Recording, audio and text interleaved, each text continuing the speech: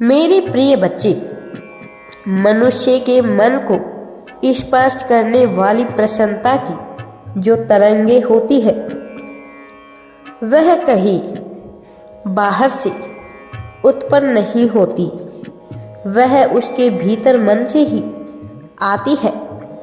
लेकिन मनुष्य को ऐसा प्रतीत होता है कि उसे खुशी देने वाली वस्तु बाहर है, जैसे कोई पशु अपनी ही परछाई जल में देखकर यह सोचता है कि उसके समक्ष कोई दूसरा पशु खड़ा हुआ है, लेकिन वास्तव में वह उसी का ही प्रतिबिंब होता है जिससे वह पूरी तरह से अनजान होता है। मेरे प्रिय, जो मैं तुम्हें बताने वाला हूँ यह जानना तुम्हारे लिए अत्यंत आवश्यक है। इसीलिए मेरे बच्चे, इस संदेश को अवश्य ही पूरा सुनो। जब तुम निराश होते हो तो वह आखिर कहाँ से उत्पन्न होता है? उसी प्रकार जब तुम आनंदित होते हो तो उसका बीज आखिर कहाँ जन्मता है? क्या दोनों ही स्थिति में मूल स्थान तुम्हारा मन और तुम्हारे विचार ही नहीं है? क्योंकि बाहरी प्रकृति में तो केवल नाम मात्र का ही परिवर्तन होता है, सारा तूफान तो तुम्हारे हृदय के भीतर चल रहा होता है।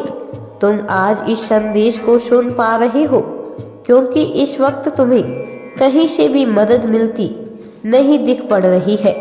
जैसे किसी रेगिस्तान में खड़े व्यक्ति को जल का दिलासा देना उसका उपहास उड़ाना है, वैसे ही अभी तुम्हें हर विचार, हर प्रोत्साहन मन को हताश करता हुआ ही दिखाई पड़ रहा है।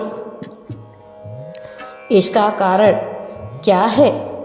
क्या ऐसा कारण है जिसकी वजह से तुम चाहकर भी प्रसन्न चित्त नहीं हो पा रहे हो? मेरे प्रिय, तुम एक पुण्य आत्मा हो। दिव्यता तुम्हारे रगों में बसी हुई है। इस ब्रह्मांड में जब ग्रह अपनी रफ्तार धीमी कर लेते हैं या फिर वक्री होना प्रारंभ कर देते हैं तो उसका सीधा प्रभाव मनुष्य जीवन पर पड़ता है, क्योंकि चंद्रमा, सूर्य, ग्रह यही होते हैं, यही सब करते हैं। इसीलिए कुंडलियों में इन ग्रहों का विशेष महत्व बताया गया है।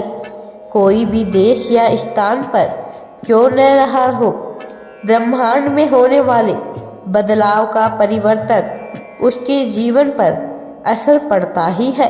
और जब यह परिवर्तन होता है तो सर्वप्रथम इसका प्रभाव उसके मन पर दिखाई देता है, जो मस्तिष्क से होकर उसकी क्रियाओं में गूंज जाता है। अभी जो स्थिति है उसके कारण तुम्हारे मन में भ्रम, अशांति आदि परिस्थितियां उत्पन्न हुई है, लेकिन इसका यह मतलब नहीं कि तुम रुक गए हो या तुम्हें रुक जाना चाहिए। बस ऐसी ही स्थिति में शांत चित होकर अपने कर्मों का पुनः मूल्यांकन करने की आवश्यकता होती है और मनुष्य को अपने जीवन में कुछ बदलाव को अपनाने की भी आवश्यकता पड़ती है। ऐसा तो नहीं है कि तुम बदलाव नहीं चाहते, लेकिन बदलाव के साथ होने वाले संघर्ष के लिए तुम स्वयं को तैयार नहीं कर पा रहे या फिर अपनी वस्तु को प्राप्त करने के लिए तुम पूरी तरह से विचार नहीं बना पा रहे। मनुष्य जीवन में उसे वही हासिल होता है जो उसके अंतमन में पूर्ण विश्वास और निष्ठा के साथ रचित होता है। वास्तव में सर्जनकर्ता कोई और नहीं है, तुम स्वयं ही हो। मैं तो केवल सहायक मात्र हूँ। निर्णय तुम्हारा होता है और इस बात को समझना तुम्हें स्वयं ही होगा कि तुम्हें खुश रहना है या दुखी, क्योंकि चुनाव हर परिस्थिति में तुम्हारा ही होता है। मनुष्य चाहे जैसा जीवन जी रहा हो, परिस्थितियाँ उसके नियंत्रण में हो या नहीं हो, लेकिन उसके कर्म उसके अधीन होती है।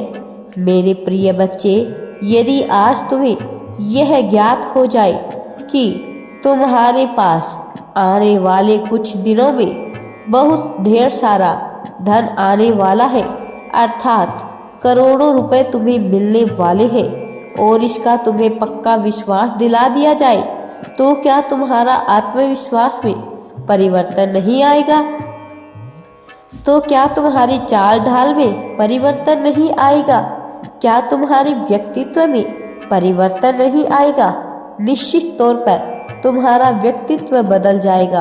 कुछ लोग ऐसी परिस्थिति में अहंकार के वशीभूत हो जाएंगे और लोगों को अपने अधीन करके उन्हें तुच्छ समझने लगेंगे, किंतु कुछ ही ऐसे मनुष्य होंगे जो अहंकार के वशीभूत नहीं होंगे और आभार मानकर उसे अपनाकर जीवन में आगे बढ़ने की प्रक्रिया अपनाएंगे। लेकिन वह किसी को छोटा नहीं समझेंगे और इसके बावजूद भी उनके भीतर का आत्मविश्वास इतना ज़्यादा होगा जैसे मानो वो पूरे संसार को जीत सकते हो। तुम उन्हीं पुण्य आत्माओं में से एक हो। मेरे प्रिय बच्चे, यदि तुम्हें यह ज्ञात हो जाए कि तुम जिस निराशा में अब तक जीवन जी रहे थे वह निराशा व्यर्थ थी और तुम्हारे काम बन रहे थे, तो क्या तुम्हारे व्यक्तित्व में परिवर्तन नहीं आएगा? निश्चित तौर पर तुम्हारे व्यक्तित्व में परिवर्तन होगा। तुम्हें समझना होगा कि तुम ही अपनी परिस्थितियों के सर्जन करता हो। मैं तुम्हारे जीवन में ऐसी ऐसी परिस्थितियाँ भेजना चाहता हूँ जो परिस्थिति तुम्हें आत्मविश्वास से भर दे, जो परिस्थिति तुम्हारे भीतर प्रेम को जगा करके एकदम ऊंचाई तक पहुँचा दे। ऐसी परिस्थिति जिसमें तुम्हारा मान सम्मान बढ़े, ऐसी परिस्थिति जिसमें तुम अमूल्य साबित हो जाओ। लेकिन यदि तुम ही अपनी परिस्थितियों के बीच में बाधा बन जाओगे तो यह भला कैसे संभव हो पाएगा? मेरे प्रिय बच्चे, यह सब कुछ संभव होने वाला है। यदि तुम सर्जन करता होते तो अपने लिए किस प्रकार की परिस्थिति का निर्माण करते? तुम्हें उस परिस्थिति का विचार करना चाहिए। रह रह कर तुम्हें केवल उन परिस्थितियों का विचार करना चाहिए जो तुम वास्तव में अपने जीवन में चाहते हो। लेकिन ज़्यादातर समय तुम उस भय से भयभीत होते हो जिसे तुम अपने जीवन में चाहते ही नहीं। तुम उसी का विचार किया करते हो। यदि तुम्हारे साथ कुछ अच्छा भी हो रहा होता है तो तुम यह सोचने लगते हो कि आज मेरे साथ अच्छा क्यों हो रहा है, तो आने वाले समय में बुरा भी होगा। कई लोग अहंकार से इतने घिर जाते हैं कि उन्हें लगता है कि उनका समय खराब कभी आएगा ही नहीं। कई लोग अपने आप को इतना तुच्छहीन मान बैठते हैं कि उन्हें लगता है कि यदि अच्छा समय आया है तो बुरा समय भी निश्चित तौर पर ही आएगा।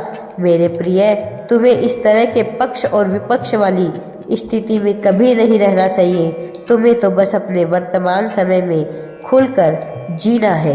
राधे राधे जी। वीडियो पसंद आए तो लाइक, शेयर एंड चैनल को सब्सक्राइब जरूर करें।